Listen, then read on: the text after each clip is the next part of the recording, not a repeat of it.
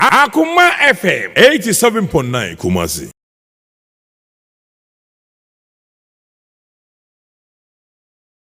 Hi Akoma 87.9 FM and Akoma TV ewo YouTube and then so yatna se said ya dani da you know favorite personalities any celebrities etna se etwin komo na ye fa wo mabrabo bi e de boy bra na and then so yenya ye nuaba kama radio dum acha de dwuma ede erebremu yenya no ya ye ne no e ba betwen enkomom na yatna se yemfa seda Emma Kent Cap Coffee Shop and am sanada ma eno amaye baby atena se yemfa nkomo a emu ode na emu ohwam yemfa emesomom mekamfo e de akyerɛw se wo mo e okuma se asokwa city mall ni mu a ena Kent Cap Coffee Shop wo mo so ewo eno nti seba na cafe tea afei smoothies any pastries ahodo of fries ahodo anuane nsem nyina ya na wabomodia e de wani akyerɛmum wanya hoho na pa baby kama ene na atena se nso a eye Kent Cap Coffee Shop kuma se asokwa baby akuma se city mall ewo na eho ya na dia hoho na ba dwumadie bia nso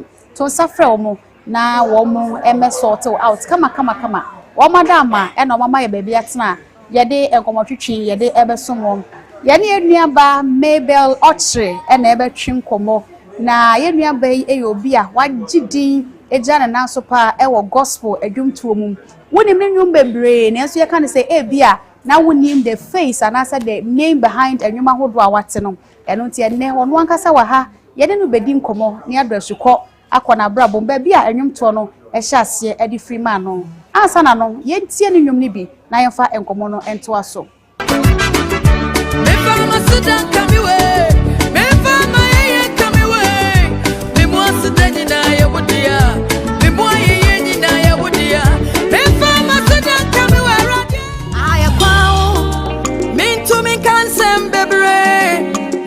to me I can't say a radio shamani munyame ayakwa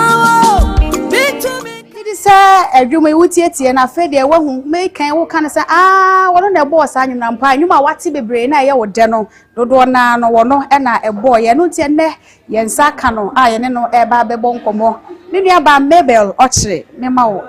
na me ma wakwa aba so me nua ba okay eti ye be hye nkomo na se no Mabel Okyere ebi nim din no ye nim the voice behind a din no ebi so nim onwom enso omo nim a din behind enwom no nte na yenya wankasa wa hai wan e na ye Mabel Okyere pacho Mabel Okyere e ya baba wo bia 2013 radio na doma oyi ni pieye wo de enwom a eradi bribi amio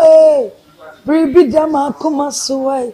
Yesu bribi tete mi wai bribi amio sa wo ye makoma so ade yi mame ya meni akoko bebo kokroko ada wasio erade ye na dum na 2013 ode nyuma ya to ne bi se erade bibi nyame ebe pie mu Mabel Okyere efi mampo nsuta atonsu na oko SHS ewo agona ezi na ne maame mbem ona ye panyi ni ya no so ye tere be ma na di machi na oba nso so eye ketwa egbo erade ye madoma na eja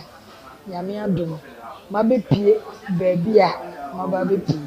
erade city what the ashase e de free 2013 what the anwumne was a hit no kwasem it was a hit pa before anwumi a ye beti udi say Mabel Okyere no na wo bibi a wo ye ansa na wo de ewra adwumto mu ana pa cho de bi na me bibi a me ye okay me de ne ye asori dem nyumto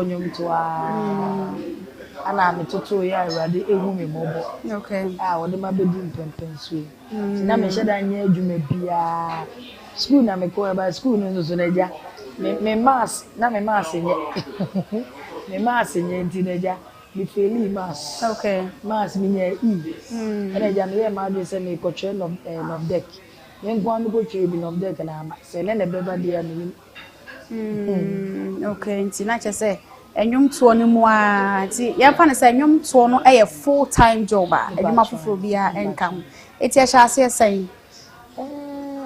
say me to ni mo me kwa Assemblies of God Pentecostal Life as Assemblies of God I wo takwa ma krosua na me no obi a me bobo shabo me de ye ma sorry ya enti ma sorry no mu na me ti so omo ye competition me sofo bi Pastor Chief baby o bi anyame hira no na me ti so omo ye competition wo hira FM okay ana me sofo chief yi ko register me ana ode me ko competition bi Awurade adom me ye competition no nyame boa me na me win competition no ene ye di me wura studio na me ade me di me wura studio na me record nyem enti ewo mu a na me hia mind bi wo me ankasa maso Assemblies of God Pentecostal Life ana obi say am say na se wo kura wakoye competition bi na competition esi sen ana me so wo mo de me ko studio kura ma me ye enwom ana wo say ene wa ye enwom de a fa nyom ne bra na me ntie enwom nti nyame adom de enwom no ekoma na otie na otie ye no ana so enwom ne ye kama na ye nye obi obetwere enwom ama ye that time so na oba abonte a na album na enye single nti na enwom ne dose ebi wetimi sanyom be 12 10 8 ye de agu 1 CD so nti na enwom no etwa se dose wo CD ni so nti me bisa mu na ye papa Nana Boatin or your best songwriter Nana Boatin ana nana oti omo na Awurade eye madoma omo ma me nyum ka me de ne ho a the first album me de eba abonte nti first album na enyum dodo san na e wo so the first album na I think say enyum no be 10 it is enyum nyina yi if your first album and your very first track ebepem ye nanu ya wodi abeya manage hu pay why na try on your mouth why na wo try na say who will be our try on your mouth Awurade adom me wo mo ye behind me a omo bua me no mo try enyuma me ebi won so ame na me nyai se na me di ka bo mo di na Boatin ana na oti ebi o mo bi enyame hira so kakra na wo try no inspiration it to say because ye nim say unuamu gospel artist obeka cho say o mada ye sumu ana nyame de ma me obi o adodo na say o mu kodware na omunya inspiration wo inspiration to say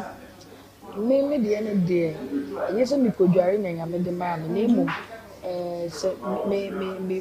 me sorry Awurade a metimi nyanyo ana me read Bible so a metimi nyanyo ana me sa ko situation bi mu a nyame ema me nyomu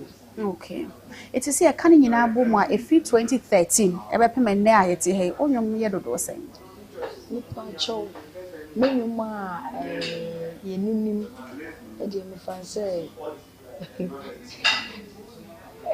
I don't know be do be 6 bobi so my because ebu ha ye nim eso so ye nim say ye wo na wo boy nti say na me to ye na Awurade bribi am yo bribi dama Akoma so eno ne ye me first album na me ba otamfo bede na wan say mi wo Jesus bede na wo go mani mu ase mi wo Jesus ara me saba mi remfido ya waya mami eja mi remfido nenchi mampo remfido ana me saba odiabo Yesu nti odiaba Odiabo many monyam no odiabo apamada ka ya tamfu ya ye efie bebrebe chikrai odiabo Yesu nti odiaba apamada ka no mesika semu omu majuma semu omu makwantu su shemu e wona sa apamada ka no so anzo me fama sidan kami wo me fama ye kami wo me mu asida nyina ye wodia me mu ayeye nyina ye wodia me fama sidan kami we me fama ye kami wo me mu asida nyina ye wodia wate me mu ayeye nyina ye wodia Awurade enyewa anka me kro me ne wanie se kwanya kesi eseyo ebebua ma enti masida dwumye Awurade wow ana nyame ye madoma na mekofa ya ngasa ene enye me nyomba meka mekofa me ngasa me papa amachi dede enyom sufre wunyame ana me je no worship okay ana Awurade adoma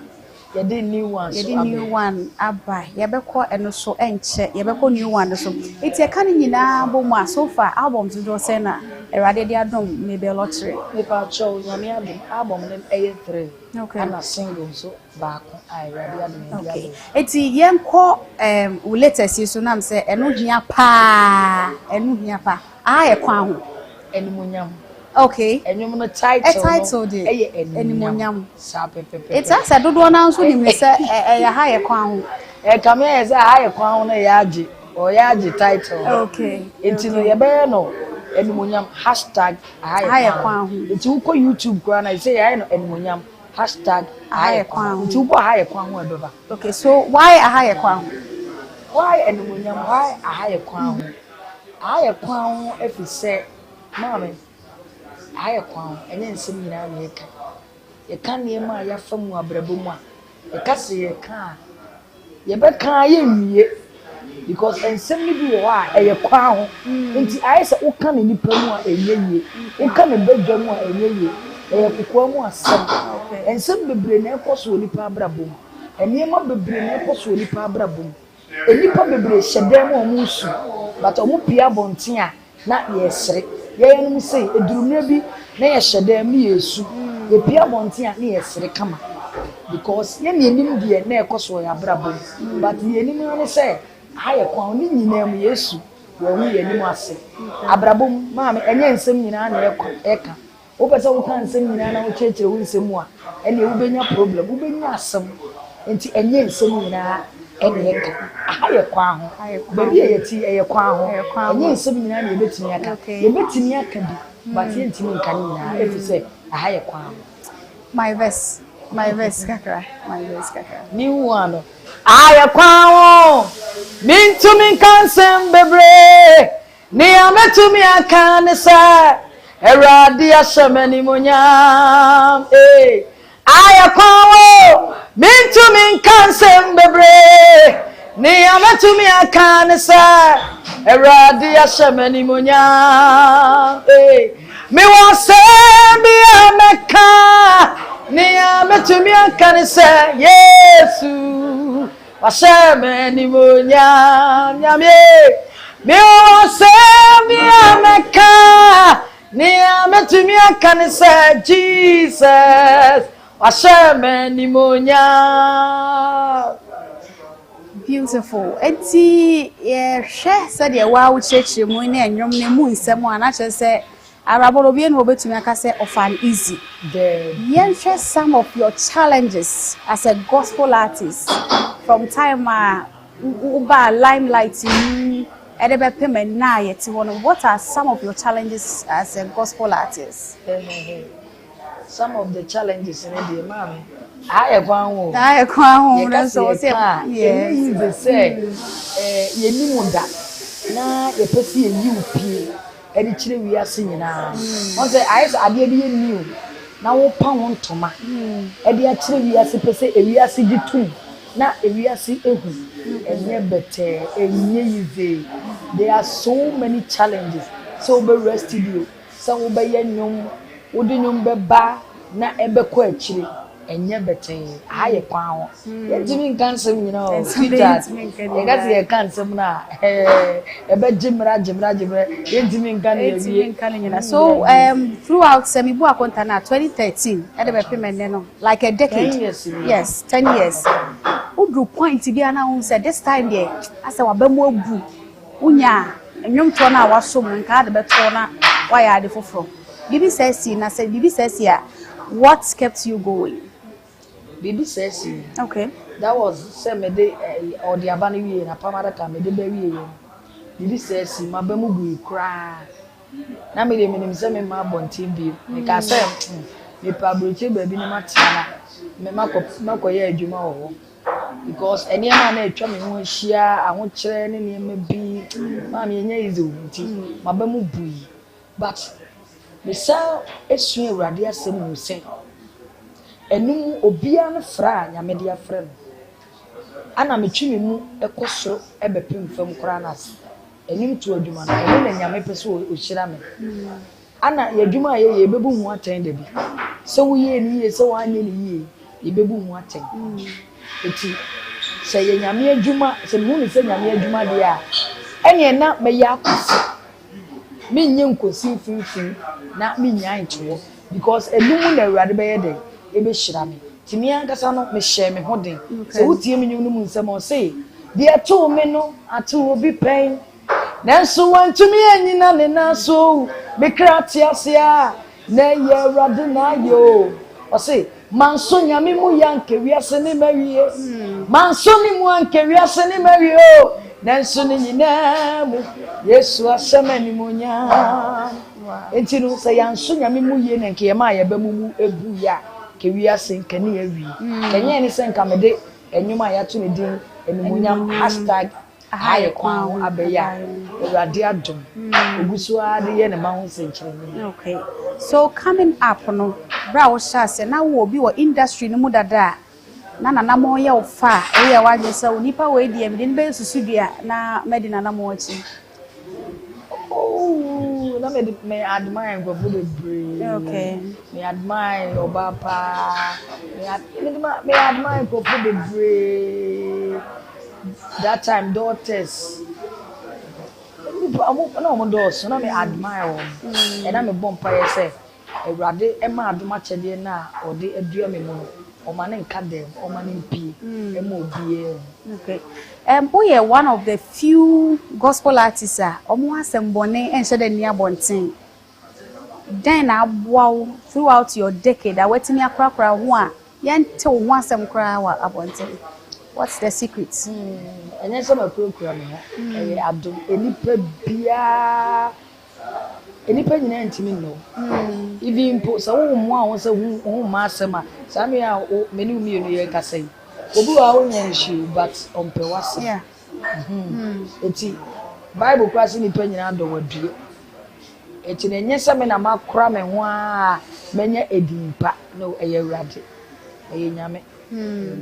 Nyame na ehu me bobo. Nyame na ehu. Bonti what limelight mu de den ya stories be buy ni ye nua mo bloggers ni ade. Asembe na watia fa ho se Mabel Okyere. E hye wo pa wa kasa wo tena se dwen ho a wa hu ba bia asasem no efre. So far the menti bia. I see. Menti boni bia. Okay. So Yamra Awards. And you said they were see abobɔ nwom ne ade yenhwɛ ye largest award scheme a yewo Ghana VGMA any other award schemes when your awards do say na nominations at saying oh nyame adom I think that maybe no Jesus in the Bible. Okay, you nominate me as a gospel artist. Okay, they be nominating me as a gospel song of the year. Oh, VGMA. Okay. That was 2016. 2016. My radio do meet me nya VGMA nominees jam. E ko bo ni sunyane. After then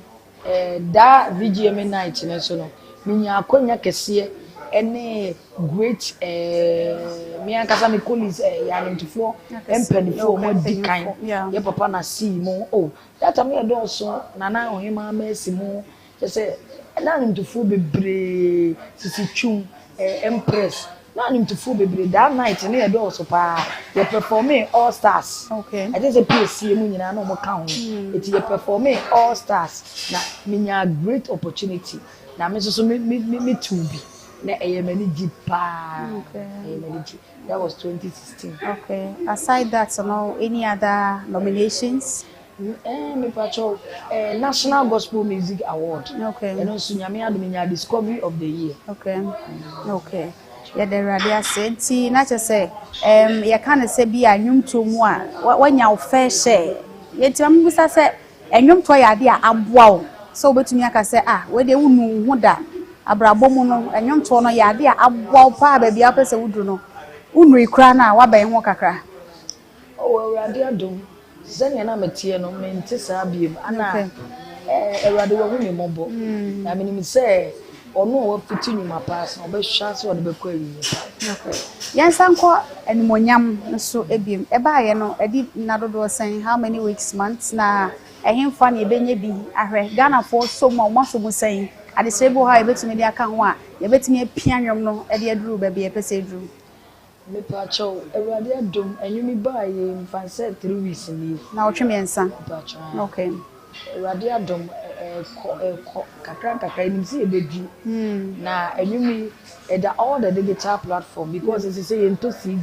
ye ni agonko CD mu bi okay say no edwuma ni na akoye online eti no enwumi eda boom play obo animonyam Mabel Okyere say kwa de ye no animonyam